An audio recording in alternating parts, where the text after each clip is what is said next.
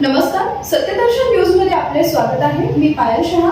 एक नजर टाकूया आजच्या ठळक घडामोडीवर. राष्ट्रवादी शरदचंद्र पवार पक्षात रोहित पवार नाराज.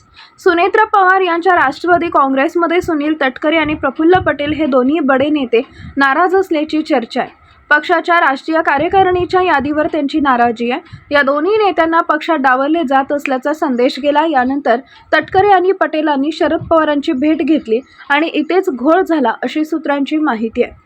आता शरदचंद्र पवार यांच्या पक्षात नाराजी असल्याची चर्चा रंगली आहे. शरद पवार यांचे नातू रोहित पवार हे नाराज असल्याचं बोललं जात आहे.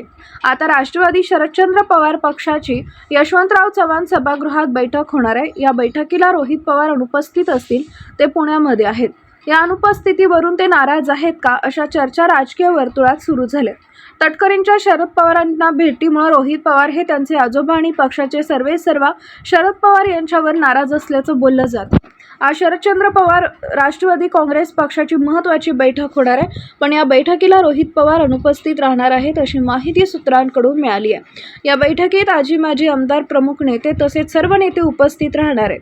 याच पार्श्वभूमीवर पुढे काही मोठं घडणार आहे की काय असा प्रश्न उभा राहिलाय.